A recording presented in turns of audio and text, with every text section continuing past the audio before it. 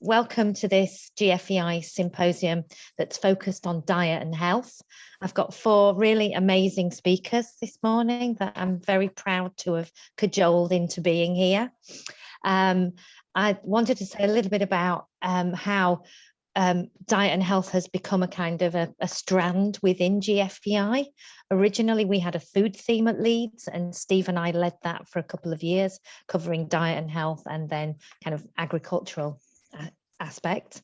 Within GFEI, the 4 associate directors have set up brilliant themes, and we're adding this strength of diet and health because it's always been a strength at Leeds. Leeds has had a really long history of expertise, specifically in human diet and health and in animal diet and health.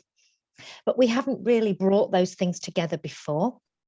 And we organised a workshop in the summer this year to ask people what they thought about diet and health. And what was interesting was all the human health people came, and none of the animal health or the planetary health people came.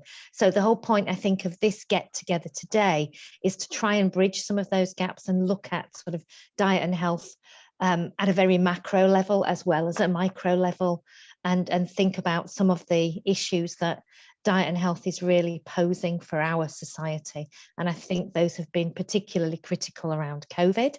And I know Jason's going to talk about obesity, and that being one of the risk factors that has led to greater mortality with COVID. Plus, we've also heard from Eleonora already about the supply chain and the quality of the diet that people can access. And we've also heard from Claire about issues of human rights and food insecurity, and how those things will also impact on people's rights to a healthy, safe, nutritious diet. So the idea this morning is that we'll have a slightly longer talk from our honoured guest, Professor Tim Benton, who we've attracted back to Leeds, but he's actually speaking from his post at Chatham House. And then we'll give 5 minutes with a bit of flexibility to our local guests, and then we'll open up the floor for a big discussion around the issues and where we see things going in Leeds and where we think we can contribute to this debate. I hope that's okay. So Tim, would you like to share your screen, and I will hand over to you. Thank you, Louise. Right. Hello, everybody. Nice to see so many familiar faces and some new ones. Louise asked me just to put some big picture thoughts together, and it's really difficult within a kind of short period of time because there are so many angles that we can take this. But I think to start off with, the first point I'd really like to make is that the food system is a system in that there are inherent feedback loops in it, and production of food leads to demand growth, and demand leads to production of food, and all of them affect human nutrition, health and well-being, as well as the environment in various ways. And as a complex system, it behaves as a complex system, which means that there are very often unintended consequences. And if our desire in the long run is to improve human well-being through health and through environmental protection, it is not at all clear that if you take any small part of the food system and you tweak it with that aim in mind, that you're going to drive the situation in the way that we would like to drive it. So first point is that the food system is a system. We know from an environmental perspective that the food system is incredibly damaging, and I'm not going to focus on that today, but the food system is responsible for about 1/3 of greenhouse gas emissions, about 80% of habitat loss and fragmentation and biodiversity loss, as well as almost all of the degradation through intensification of land use on a global basis. And irrespective of diet, these impact human health by creating the direct effects of climate change, the biological effects, the ecological effects of biodiversity loss and ecological rewiring, impacting on food insecurity, impacting on changing human diseases, including VBDs, vector-borne diseases, and emerging diseases. And COVID is a nice example of that.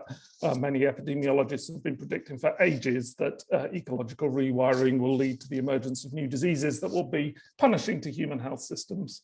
And intensification of farming itself, of course, affects air quality, water quality, antimicrobial resistance that we've already heard. And at the same time as the environmental side and the direct health impacts, we have all of the malnourishment issues. And the bottom bullet point on the left-hand side, if you just look back to last year, suboptimal diets around the world led to about 6 times more mortality than COVID did, and they are with us and growing on a year-by-year basis. And the suboptimal diets are increasingly in a global context associated not with undernutrition in the sense of people that are starving, but with oversupply of calories, leading to increased caloric intake, leading to the association of obesity with the whole range of NCDs that really do impact on people, included, as has already been mentioned, and we'll hear later, the relationship between cheap food, obesity and COVID mortality in the UK as opposed to other countries. And one of the issues, of course, is that a healthy diet is much more expensive on a global basis than an unhealthy diet. Calories are typically freely available. Fruit and vegetables and nutrient-dense foods are typically much more expensive. So in many parts of the world, a significant proportion of the population can't afford to eat healthily, and that's increasingly including countries like ours. And one of the reasons for this is that we have designed a food system over the last 70 years, primarily based on the assumption that cheaper food is better, and focusing on the supply of food through intensification and trade liberalization, i.e. globalization. And the internal dynamics and the incentives of that system has meant that there has been increasing focus on growing what is easy to grow, transport, store, and ultra process, grains largely, to the extent of everything else. So we have a food system that is based primarily on grain production. That gives a huge oversupply of cereals, which are very cheap to convert into food, and a huge undersupply of things that are less amenable to global trade. So if you just look on a healthy diet perspective, the left-hand pie, and compare it to what the world grows on the right-hand pie, we grow about 1/3 of the fruit and vegetables that we should grow if people were to adopt a healthy diet. Far too much cereal, far too much oils and fat, far too much sugar, and so on. And that's effectively the way that the systems dynamics have been incentivized through the cheaper food paradigm, that producing more and more and more food to feed the world, as it's often described, is a good thing, but it's not. And just to illustrate that here we have the last 60 years or so of data. On the left-hand panel, we have food price in terms of the global commodity price, and the x-axis is cereal yield. That's the price and the availability of calories per person, nice linear relationships. But in this panel, what you can see is the same x-axis in terms of cereal yield, and a proxy for the intensification of agriculture. We've got the amount of food waste on the left hand of the right-hand panel, and the prevalence of obesity in adult female populations globally in the right-hand panel. And what you can see, and compared to the left-hand panel where you've got nice straight lines, on the right-hand panel, you've got accelerating curves. So every increment in yield that we drive in intensification means that calories become cheaper, they become more available, we waste more of them because it's economically rational to do so, and we eat more of them because we're forever grazing on cheap calories, and obesity goes up. So part of the system dynamics is that focusing just on feeding the world and growing more, and intensification leads to these unintended consequences, including the externalization of the food system's costs onto healthcare systems.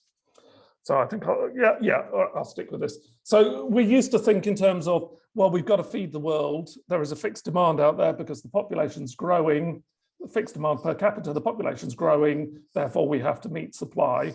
And what has been increasing recognition over the last 5 years is that, of course, capitalism means that the market expands and supply actually becomes demand inducing. And this is technically known as the Jevons paradox. And just as 3 quick examples, apples used to be graded out and a little bit of cider production. In China, they upregulated apple growth for export, had a lot of misshapen apples, and developed that into concentrated apple juice. That kind of flooded the world, so people switched from drinking water or Coke to drinking apple juice, thinking it was a natural product and a good thing, contributing to obesogenic diets. Palm oil in Indonesia and Malaysia were driven by agricultural policy for export gain that made palm oil much more available, much cheaper. So the food system incorporated it into almost every ultra-processed food product that you can get. So everybody overeats palm oil because it's there, and the market has, the production of palm oil has driven the demand for palm oil in a negative feedback loop. And grains, similar sort of argument. The more we've intensified agriculture, the more grains become cheap, the more it becomes economically rational to feed them to meat, the more cheaper meat becomes, the more people eat meat, and the contribution to global livestock increasing, and the greenhouse gases associated with that, as well as type 2 diabetes and all the other things that are associated with high red meat load. So just looking ahead, and this is effectively the last thing I'll say, there are two competing visions for the future of food systems and agriculture. One is effectively a market-led vision, which is based on saying, how can we grow more and make that more efficient? And that is where demand is seen as this exogenous variable according to population size, and we have to grow more and more. And if we have to grow more and more, we have to grow it more efficiently from an environmental perspective. This leads to the notion of sustainable intensification, which is about intensifying the land we use for agriculture. And dietary change is often seen in terms of environmental efficiency. So we should switch out of beef to chicken and beans.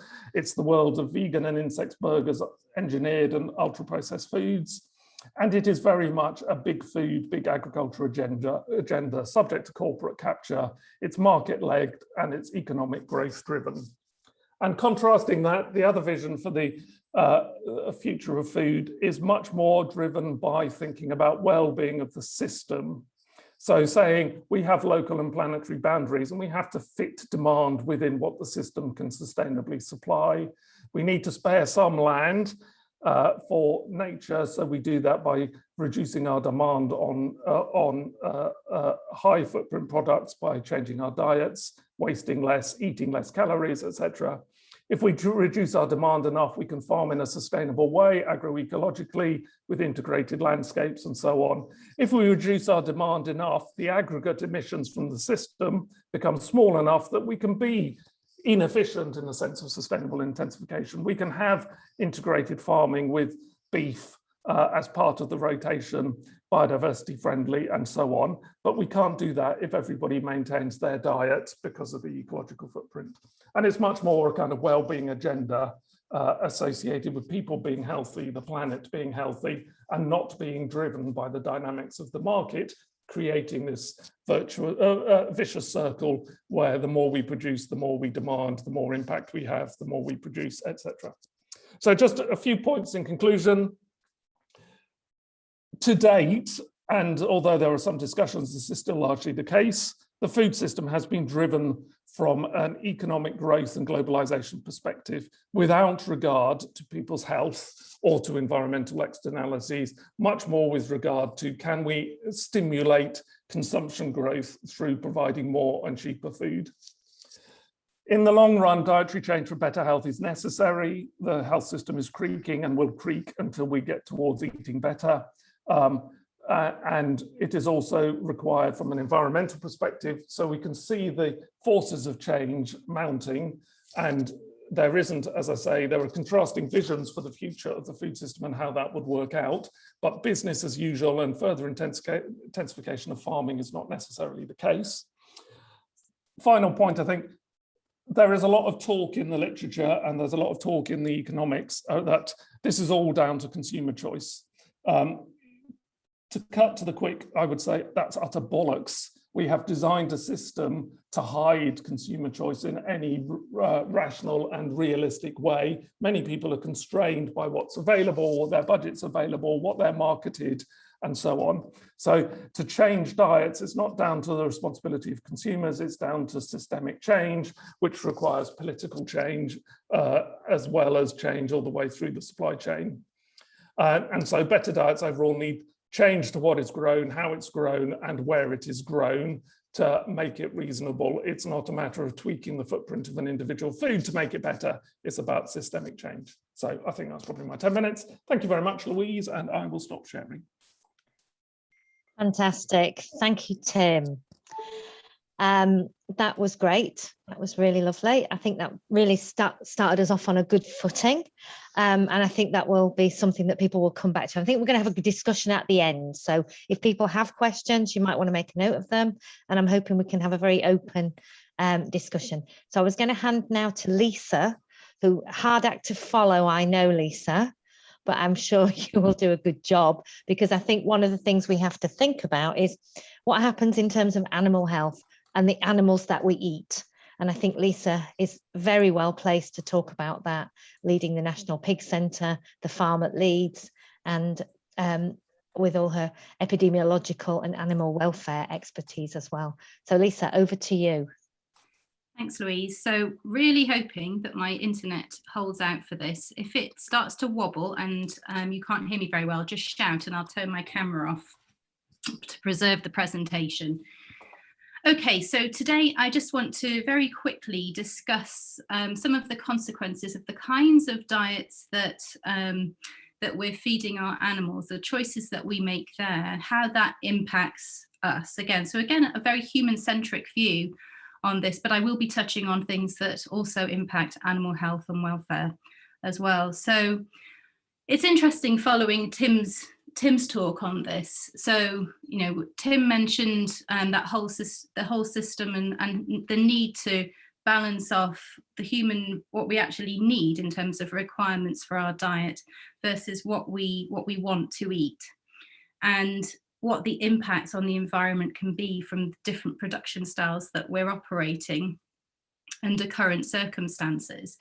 I think under this mantle, livestock farming as it currently is, particularly the intensive types of farming, with good reason, are being put under increasing amounts of pressure. So, you know, pressure to change towards more environmentally friendly, lower emission types of systems, but also pressure to produce less meat in general, and for us as consumers to move towards a lower meat diet.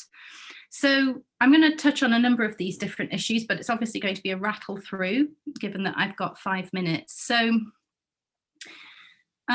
very similar to Tim, I've also taken a systems approach, thinking about all the different aspects that animal diets can impact. It's interesting because just as with humans, animal diets have far-reaching effects throughout both the animals that they're being fed to, but also beyond into humans and the environment. So just to list off a few examples of the kinds of areas that they touch upon, we know that diets have a really direct impact on the animal's health at all stages of the production cycle. So this can be from right at the very beginning, what diets the mother's being fed while she is carrying a litter, through to what the animals are fed just before they go to slaughter.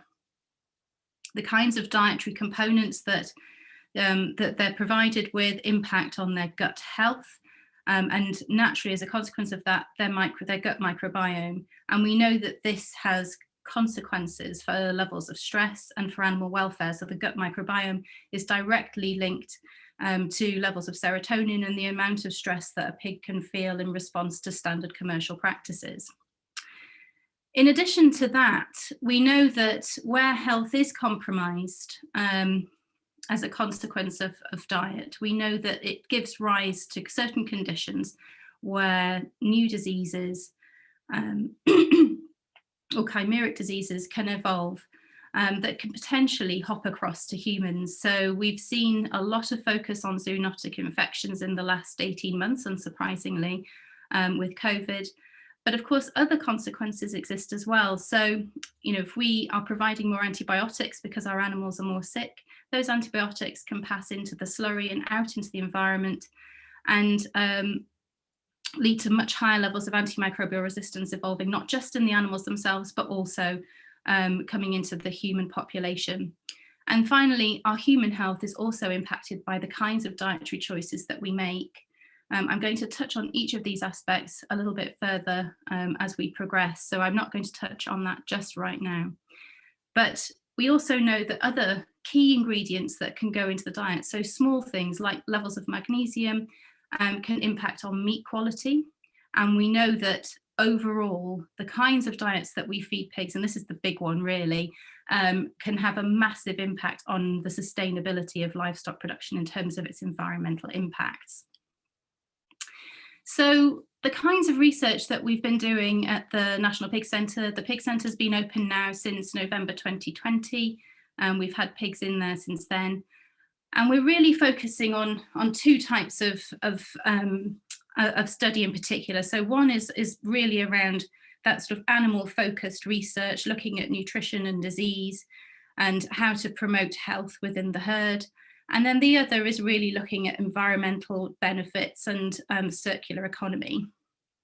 So from an animal nutrition perspective, looking at alternative sources of protein, particularly is key for us. So we've been looking at alternatives to soy, which we know is environmentally very damaging, and looking at how these alternative sources impact on a variety of different parameters, such as the animal's health, on its welfare more generally, and on its performance. So what we don't want to have is to find that we're using, you know, a more sustainable source of protein, but have to then feed it in vast quantities, or find that it slows production down so much that we reduce the impact, the beneficial impacts of that change to this alternative source by having to feed so much more.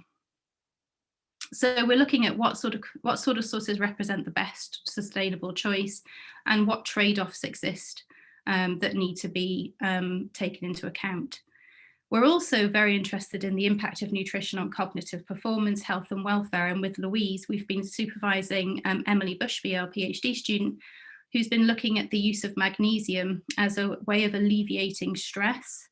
We've also got another PhD student who was originally supervised by Helen Miller, who's been looking at zinc oxide alternatives. So zinc oxide has been used traditionally to try to reduce the amount of diarrhea that can happen just after weaning in piglets, as their gut microbiome adjusts to eating solid food after being on their mother's milk the whole time. And this can really offset the production for the rest of the life cycle. So shortly, zinc oxide will not be allowed in commercial production anymore. So we're looking for alternatives to that, and looking at the impact on the microbiome of various key ingredients as well, to see whether, for example, probiotics can impact on health and welfare and really improve that and boost efficiency as well. Why are you not going forwards? Okay, so this slide actually is courtesy of Amy Taylor, so thank you very much to Amy. It shows some of the equipment that we have at the farm, and one of the key things that we have in our favour is that we have the ability to look at precision nutrition. And we have a whole host of brand new technologies that don't exist in other places, that allow us to be able to tailor a diet to a particular individual's needs, and to be able to track what impact that has on the individuals. So we can use this to look at a range of different kinds of problems, such as the productivity and health of the pigs during that period after they've been weaned from their mother, to try to reduce the stress. So we talked previously about the use of zinc oxide during this period. So what other things can we put in place to try to reduce the stress and improve gut health and performance through that period? And also looking at how we can optimize the nutrition that we give to the pigs at various different stages throughout that lifetime production cycle, so that we can make it far more efficient in terms of the types of ingredients that we're putting in and the cost to the farmer, as well as boosting the health and welfare of the animals. So really interested in looking at that system overall again.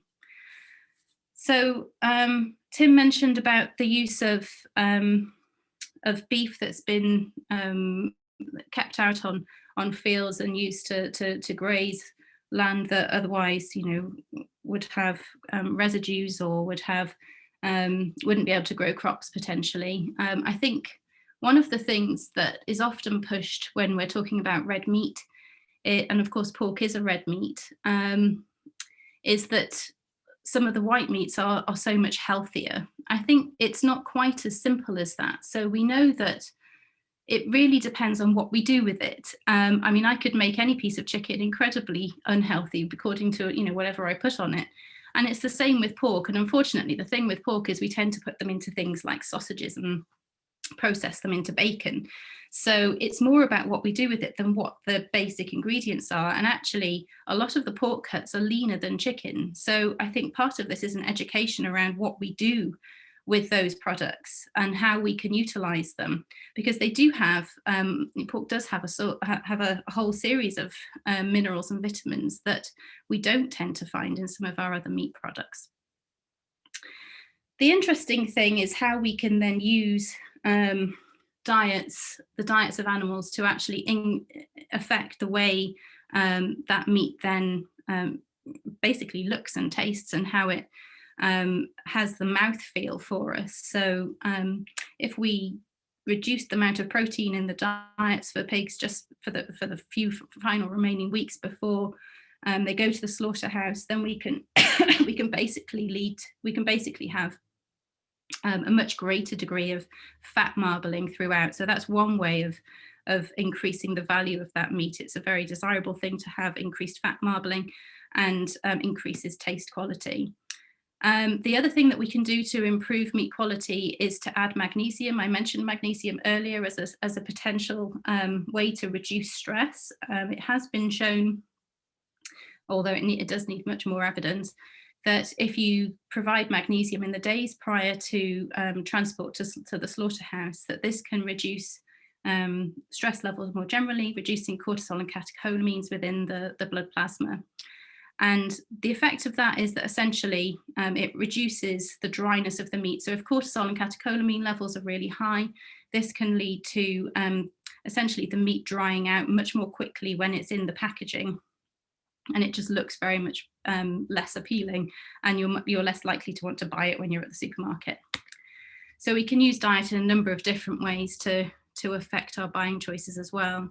Now, I mentioned really briefly earlier about the impact of diet on health.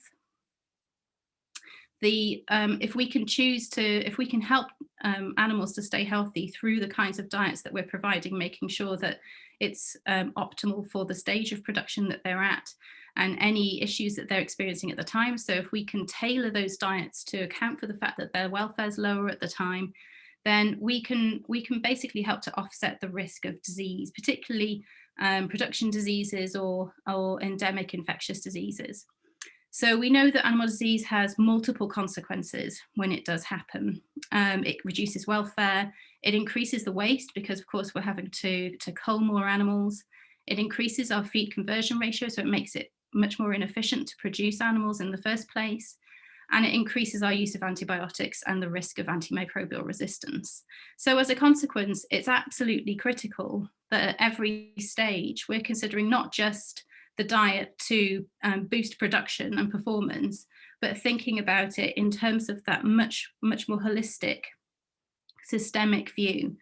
I've put this little video here. This is just a clip of some technology that we've been developing through a project called Pig Sustain, where we're basically tracking every individual pig over 24 hours a day, 7 days a week. And we're using this to be able to identify early indicators of disease. So it's a lovely piece of technology that we're basically training up at the moment to recognize multiple different types of diseases. So this will also help us to keep that holistic view and keep animals healthy and the whole system more efficient. So just to finish off, I really wanted to circle back to the whole sustainability argument. And one of the things that we focus on is how detrimental to the environment livestock production really is, but there are benefits for it as well. So if we can incorporate livestock into a rotation, we can, you know, in terms of mob grazing, we can basically make much better use of the land that we have. We can increase our soil organic carbon. We can basically work with the kind of environment that we have and make it optimal, or use our animals optimally to integrate our planting with our requirements for animal-based production. So this is not to say that we can't use intensive production systems as well, but that's going to need a whole series of other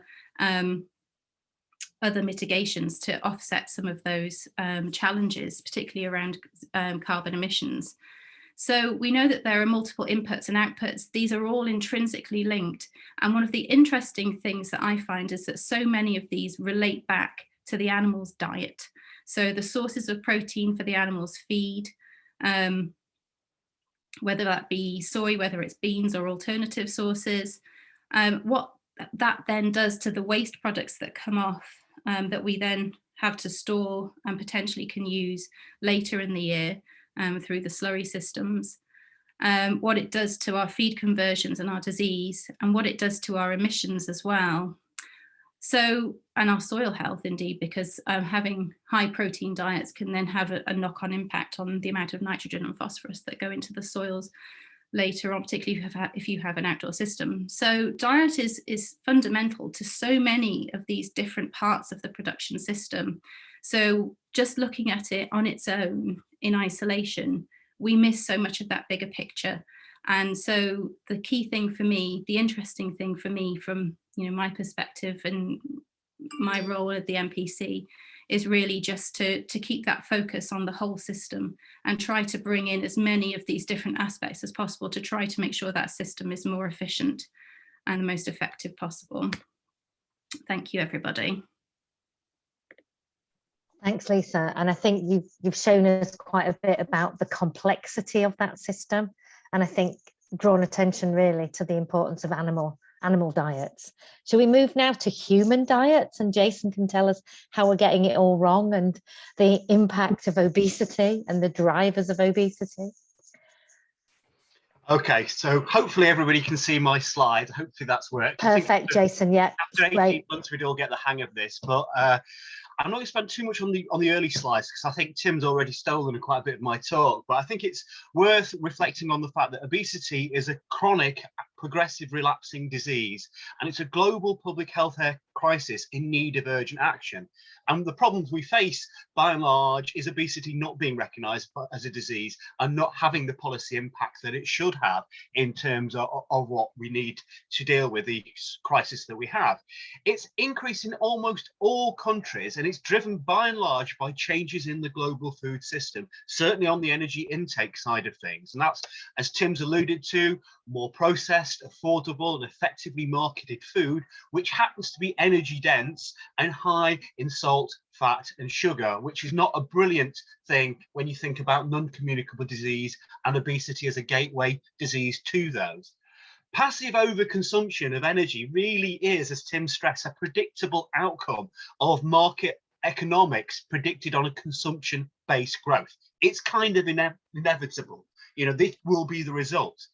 But I think something which I want to say, which is quite chilling, is like, unlike any other major cause of preventable death and disability, in obesity, we have no public health exemplar where the obesity epidemic has been reversed. We just cannot do it with public health within the current confines of health and medicine. So we need a whole systems approach, and we need to concentrate on the food system as well. Now, I was asked to talk a little bit about the double burden of obesity. My slide don't say, hold on, it must be somewhere over. Yes, that's there, brilliant. The double burden of obesity, and the double burden has been used in terms of looking at the malnutrition connected or coexisting with overnutrition. So underweight being alongside overweight and obesity, stunting and wasting at all levels of the population and within countries. Now, I don't like the term overnutrition for obesity because I think obesity is malnutrition, and I think there are nutritional deficits in obesity as well as excesses of calories, but there are nutritional definitions. So I prefer the triple burden, which brings in micronutrient deficiencies added to undernutrition and overweight and obesity occurring at the same time. And you don't need to go to Asia to see those things. You can see those things in Bradford. This also brings us to the fact that when looking at this triple burden, we need interconnected actions that seriously address all the dimensions of diet and nutrition within the food system. Okay, so it's not a public policy thing on obesity anymore. And I think also I'd like to bring in the issue of inequalities and food insecurity. And that is, food insecurity is really living without reliable access to affordable, nutritious, safe, and also importantly, acceptable food.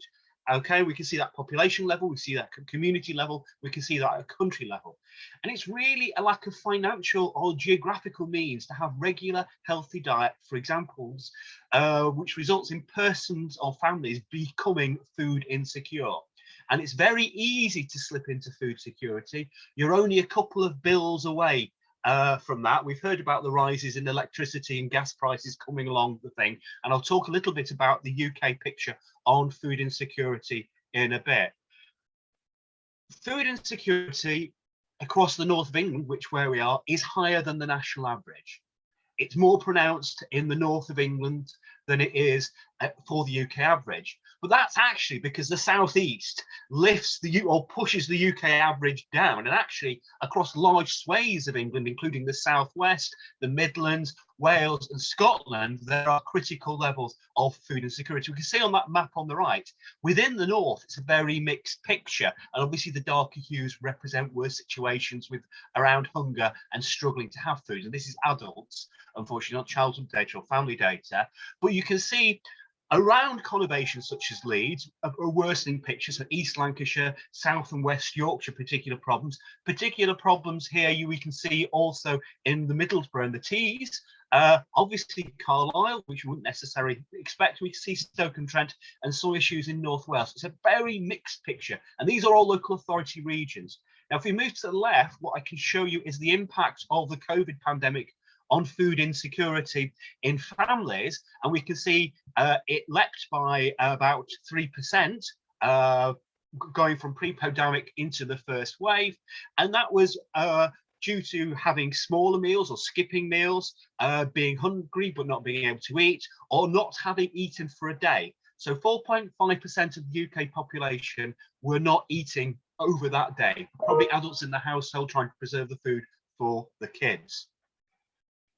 Now, what we're calling this, well, we know, and probably been covered in earlier talk today, strained food systems and supply chains. A lot of that was around concerns about food shortages. You remember the shelves emptying. We seem to be reliving that a little at the moment. An increased reliance on processed foods, reduced consumption of fresh fruits and vegetables, particularly in Northern Europe. So in Southern Europe, we found changes in eating behaviour due to lockdown, especially for children. Food insecurity increasing for the most vulnerable groups due to reduced access to shops, reduced access to food assistance programs, and for kids, lack of school meals. So there wasn't the school meals. So we kind of gone into the holiday hunger during the term time. What we also saw, which is interesting, was increased exposure to marketing of unhealthy, high-fat sugar foods to kids. And that wasn't just because they were more exposed because they're watching television. We believe there was a certain degree of targeting there as well. And some of these things we investigated further, and I'll talk about this study in a moment. But Louise alluded that I was also going to talk to COVID, so I needed to find some slides desperately in the last 15 minutes, but fortunately I had those. And we do know there is a significant association between COVID and obesity and poorer outcomes, as well as the fact that COVID knocked all the support services that people living with obesity have, because literally our medics were rushed to the front line and all the obesity services closed. So the impact on people living with obesity was increased risk of severe illness, increased risk of being COVID positive, increased risk of hospitalization, ICU admission, increased critical care needs, including ventilation, which was a critical one, and increased mortality as well. So people living with obesity were likely to suffer longer and be less responsive to treatment. And this caused a great deal of anxiety in the community of people living with obesity who were already having to self-isolate. So you can understand the enhanced psychological impact of that. Now, the European studies was in 3,000 people across 10 countries, including England as well. And the basic demographics here, and I'm going to give you some descriptive statistics. The analysis is ongoing. I'm just going to give you some top-level descriptive statistics on food insecurity. Now, this pie chart represents not eaten for a whole day. That's the first thing that can happen in our food insecurity measures. And 10% of people living with obesity in Europe had not eaten for a full day. Now, remember, compare that with the 4% in the UK of the general population or the families. But look at this graph on the right-hand side. Look at the England data. It's 20% for people living with obesity. So that's, that shows you can be food insecure and skip a whole day's worth of food intake and still be living with obesity. So generally in Europe, 70% of the respondents were skipping meals due to lockdown, 15% had gone hungry, and as I said, 10% were over the full sample skipping a day. In UK, that was 20%. 30% reported snacking, and a lot of that's probably associated with emotional eating and maladaptive coping strategies, which I'll not go into in this talk. But what I want to say really, top line, is obesity remains an intractable and growing public health problem globally. Food insecurity does not necessarily reduce food or caloric intake, as people assume, for some reason, but it does result in poorer nutrition. And here we need to really look at the double and the triple burden, look at this systems approach. And what I would say is obesity and food insecurity are associated with worse physical and mental health, but we also need to think about the developmental and educational issues as well, and think about all those families born in Bradford, across the north of England, in those areas we showed on that map. And food insecurity has had a critical impact in that. So many of those families will have members living with obesity as well, but also nutritional deficiencies and educational issues due to the impact of COVID beyond the normal inequalities we see in health and education. So I'll stop now because I know we've got a lot to get through in terms of Q&A and discussion. So thanks a lot, Louise. Thanks very much, Jason. I think that sort of hit the nail on the head there about the issues that we're facing. Without further ado, I'm going to hand over to Leah so that we can have a bit of time for discussion at the end as well. I'd like to welcome Leah Barang-Ford, who many of you will know. It's been really great getting to know Leah of late. Are you okay to share your screen, Leah? Yes, can you hear me? Perfect. All right, I'll just share my screen now and we'll get started.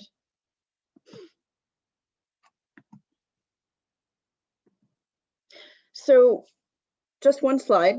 I wanted to finish off by zooming back out and really telling a story of the big picture, following up really from Tim's start with the big picture and discussing this relationship between human health, animals, specifically wildlife and livestock, and pathogens.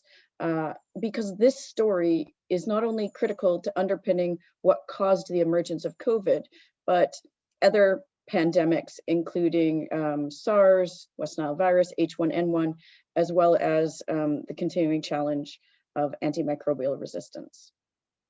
So first I wanted to start by talking about some of the story about how food systems really are affecting the relationship between humans, animals, and pathogens. So we know, for example, that the relationship between animals and humans, we've had a whole talk on that, but agricultural production and wild food sources underpin global food security. I don't need to tell you that. We also know that the relationship between pathogens and humans, that disease burden has an important impact on both global equity, but also global development throughout history and around the world. Less known, but increasingly recognized is the role, and again, Tim talked a bit about this, that intensive livestock production, wildlife trade, and deforestation, that these create the conditions for emergence of new pathogens.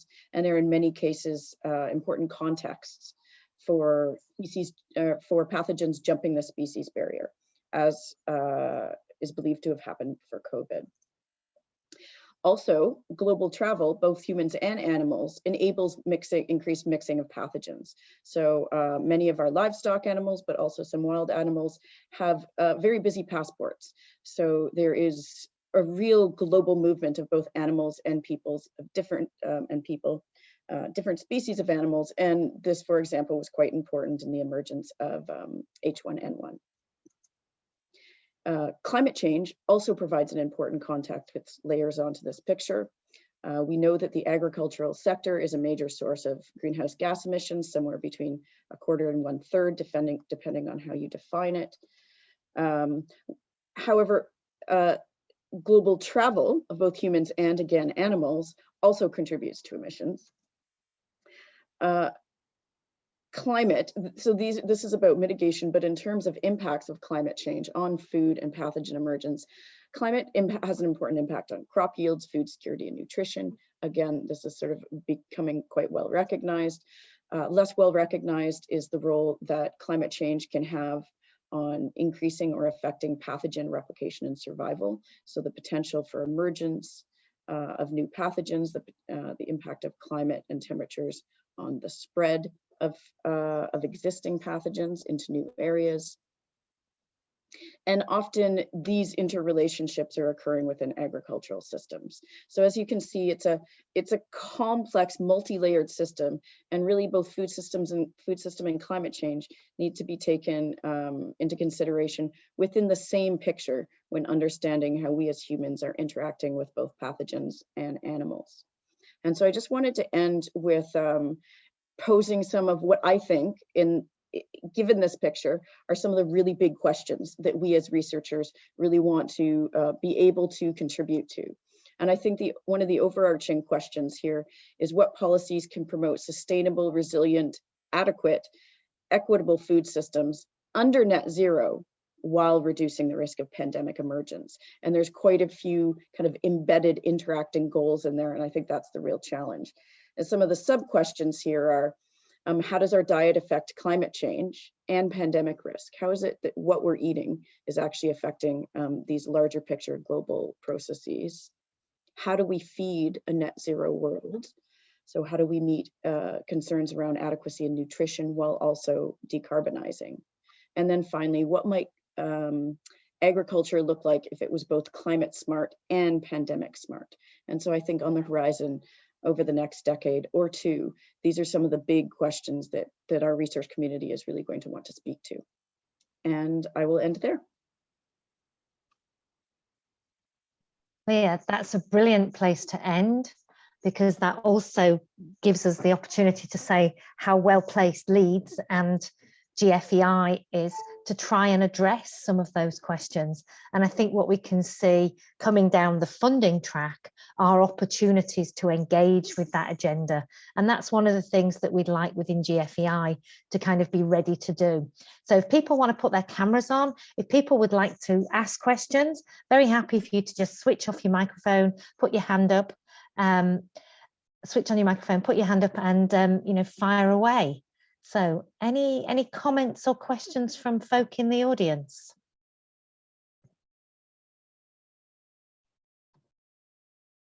Stefan, please.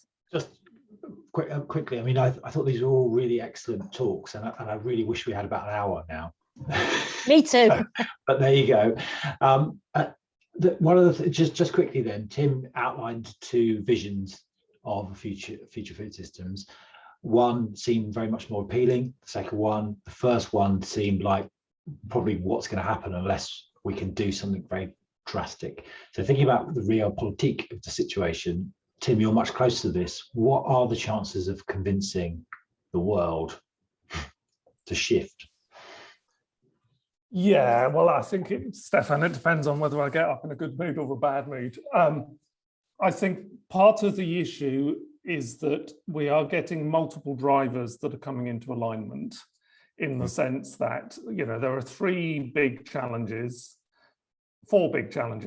really. One is climate change, second is biodiversity loss, third is human health issue, and fourth is the kind of resilience to the changing world. So that includes changing great power politics, trade wars, it includes climate impacts and new diseases, and so on. It includes the sort of supply chain disruptions that gas prices lead to food insecurity because we aren't stunning chickens in the way that we used to, et cetera, et cetera. So all of those things have a kind of common set of solutions, which is about incentivizing us to eat differently. And Jason's brilliant talk just really highlighted some of those issues. And if you think about on a UK PLC perspective, were we to get our diets right from a health perspective, we might save 50 billion pounds. Were we to get our diets right from a farming perspective, we might save 10 billion pounds. And so the issue is getting all of those things into alignment. And I think, you know, 10 years ago, no one was talking about food systems, and now we have a UN Food System Summit. 5 years ago, no one was talking about obesity as a disease, and now it's getting well recognized, and we have an obesity strategy, and Boris is, you know, kind of on side to a certain extent. The real challenge, I think, is ultimately the recognition that positive GDP growth means exponential consumption growth is a tenet of the way that we organize our economies, but we can't have positive, i.e. exponential consumption growth in food or in any other good on a finite planet in the long run. So we have to get to the point where we think about getting the demand side right in ways that we haven't done beforehand, which comes with economic costs. So I think over the next 10 years, as we get increasingly riven with climate impacts and new diseases, etc., as the NHS really struggles under obesity and the things that Jason was talking about, we will have new drivers that will push us in new directions. And it's not a million miles away from discussions that I have.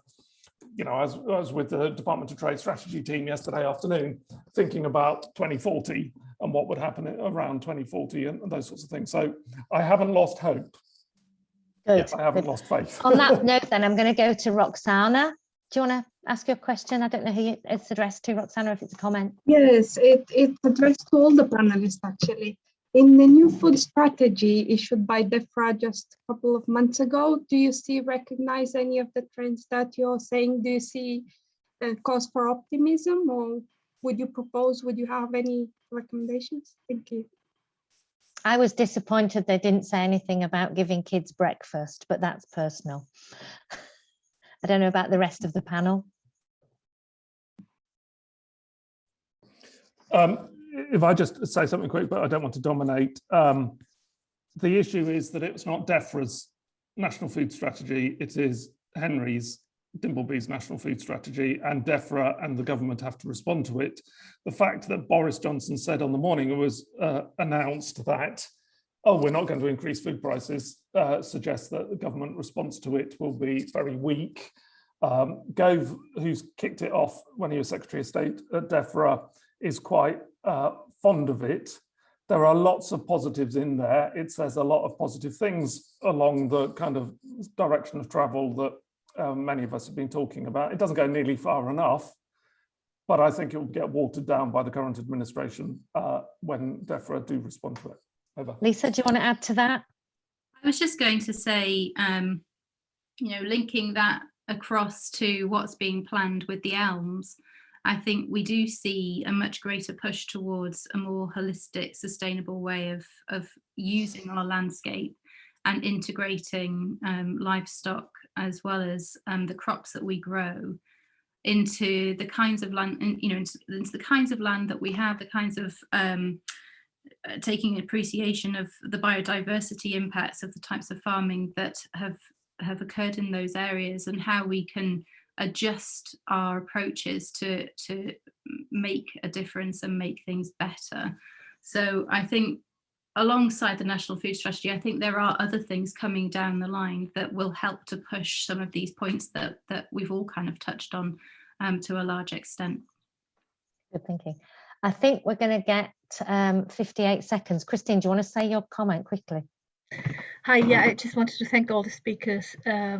Echo that. I get from the solution scenarios that were being sort of mentioned, sort of the step back perhaps in productivity to make things more sustainable. How easy will that be to sell? You know, Tim Benton, I think, touched on that, the sort of prices for the consumer side. How well does that go down with our worries about child poverty, affordability of food in the UK?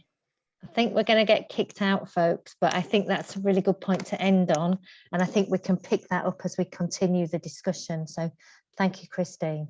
And thanks, everyone. I think we should do this again so we can have more conversation.